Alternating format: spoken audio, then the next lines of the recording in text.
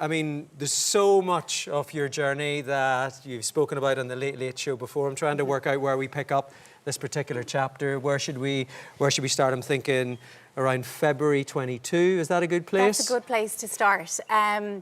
So we had started our surrogacy journey in September 2020. I'd been diagnosed with cancer back in 2017, and we decided that surrogacy was the best road for us to go down.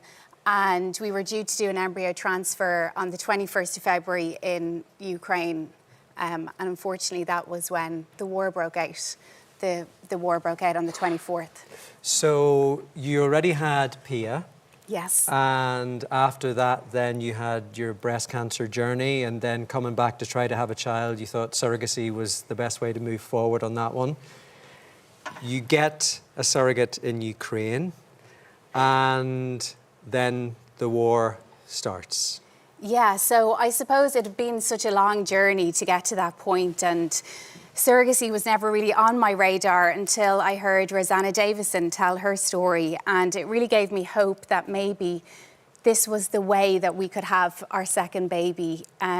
I'd been through chemotherapy and radiotherapy. I was on a cancer drug, which I would have to come off to conceive myself.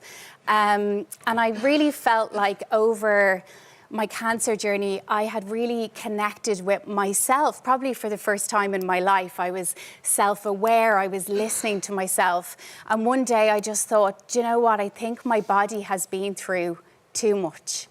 And with the support of my amazing husband and my family, we all agreed together, let's go for surrogacy.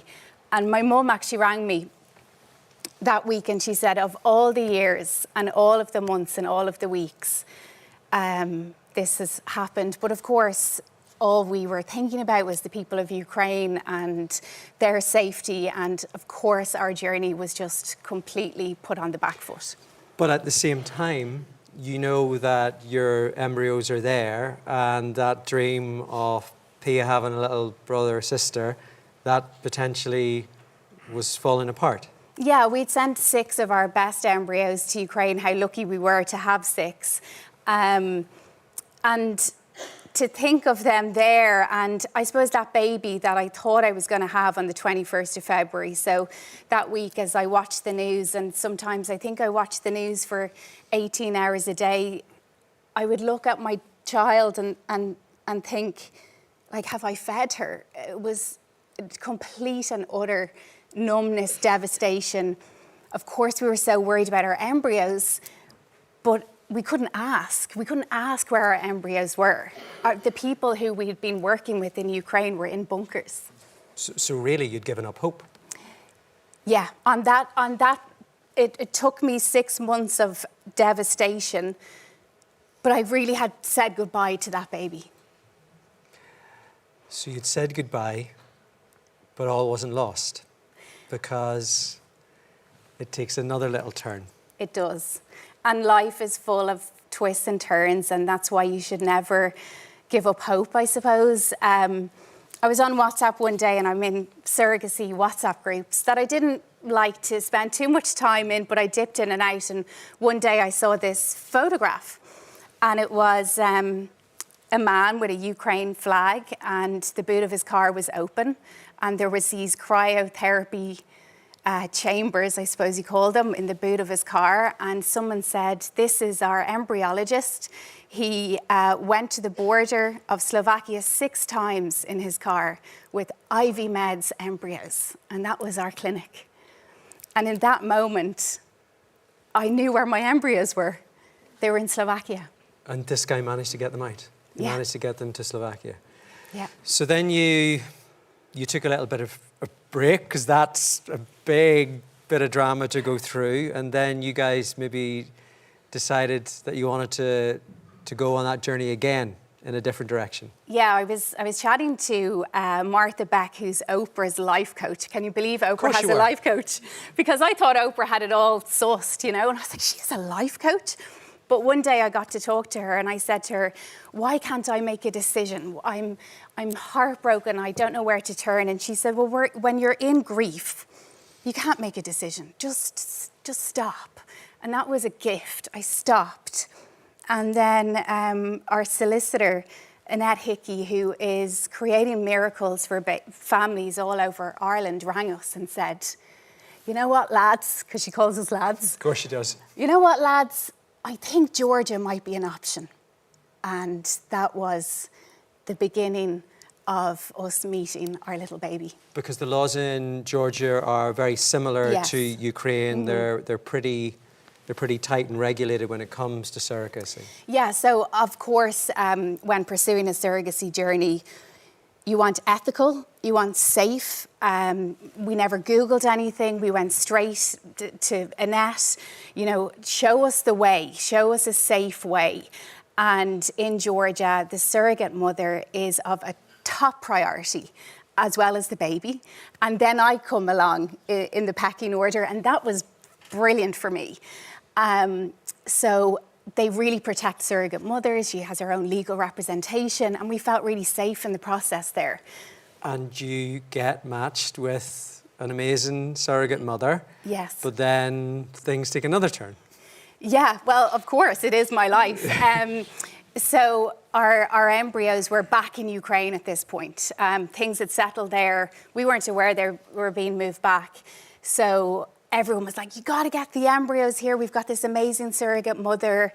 I was like, it's Georgia. My name is Georgie. Like, this makes sense, right? But the embryos are back in But Ukraine. the embryos are in Ukraine. So I was like, okay, so people moved mountains for us to get our embryos out.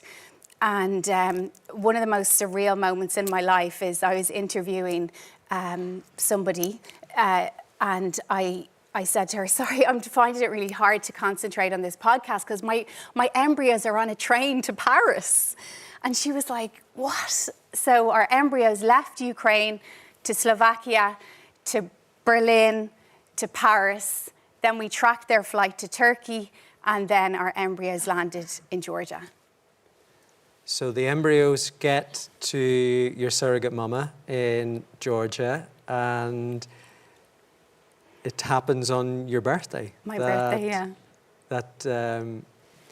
The embryo transfer was on my birthday, and about 10 days later they said, we'll do the hormone test and we'll let you know at 11 o'clock. So I was like, okay, I might have time for a sea swim before I, jump into the water. And I went down, but it was actually 11 o'clock Georgian time. So I was sitting in my car and we just got a text, congratulations, your surrogate mother is pregnant. And if anyone knows Trisha's transformation, Trisha Lewis, she was the person I was going for a sea swim with. So I got out of my car and she was the first person I spoke to. I had a Jamie, my mum. And Jamie was disappointed that we weren't together in that moment. But I said, I'm actually so glad I was alone, just to have that moment at the end of it all. As much as I adore you, I needed that moment. So you get out there, you left it pretty close to the end of the pregnancy before you went out there. You met your surrogate mama, and then talk us through meeting the new bubs. Yeah, so little Tahlie came along on the 25th of September. 5 pounds, 7 ounces, an absolute miracle. I don't even feel tired. I could stay up all night just staring at her. And actually I said to Jamie a couple of weeks ago when we were sitting on our couch in Tbilisi, I said... there we go. Now, where's this picture taken? That's in Georgia. That's the first day. And I said to Jamie, I said, I can't believe she was in Ukraine. I can't believe she was...